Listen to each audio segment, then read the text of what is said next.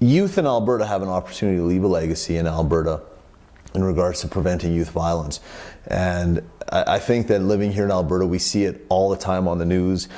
In this field, we obviously see it all the time where youth violence is rising. It's a very simple thing to get involved in for most young people, just due to bullying, due to the violence that goes on at school, stuff like that. There's a lot of gang activity that's happening within Alberta, especially in the Edmonton and Calgary areas and major centers.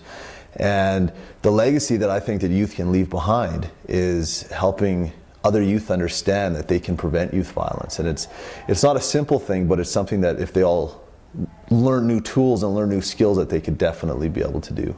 My name's Kyle Dubé. I work for Youcan, Youth Canada Association. I'm the director of Youcan Edmonton, and we're a national youth organization that deals with conflict resolution and the prevention of youth violence. Youcan was actually founded in about 1995, 1996, based on the idea that youth, we need to be able to teach youth conflict resolution and conflict management skills, but not by old people. Kind of youth for youth is the scheme of what we're doing here.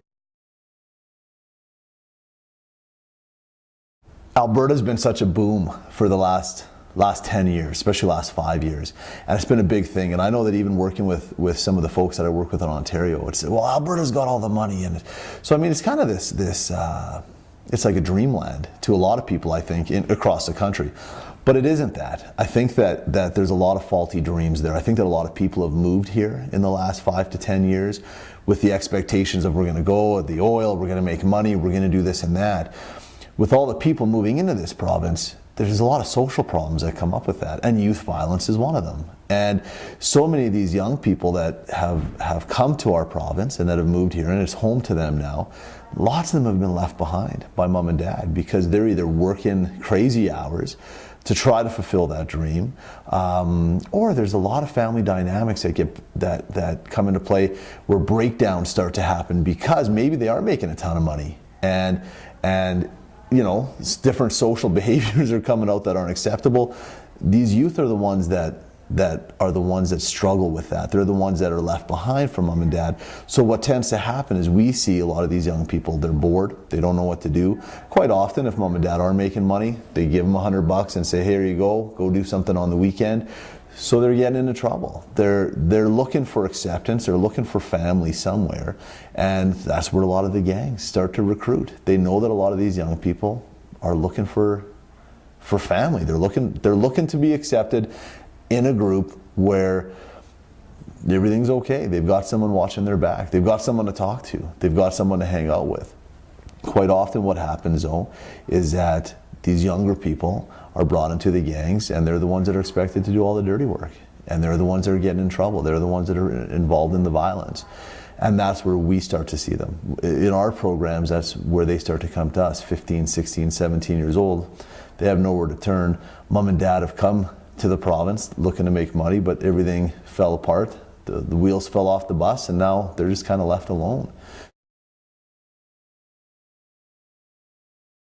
I think if young people aren't bored, if they're engaged in the community, whatever that looks like, maybe it's sports, maybe it's cultural things, maybe it's drama, maybe it's music, maybe it's just, you know, doing stuff in the community that's helping, volunteering, whatever that is, they will feel that this is their home and they will want to stay here.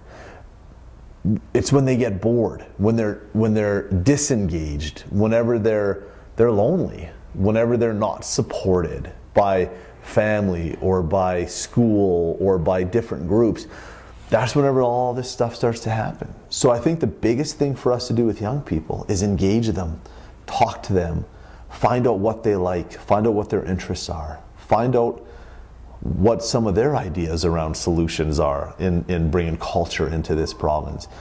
Ask them some questions about how do we prevent youth violence and how do we build community. If you walk into most schools, especially in the bigger markets in Alberta, some of these schools are 2,500 young people. How are they building community in that school? And that's what we need to be working on, especially in trying to build legacy in Alberta. it's got to start with the junior highs and the high schools, and teaching them about community and what it means to be a community and be part of a community and to contribute to a community in a positive way. And I think that is the key to people staying in the province as well and calling it home.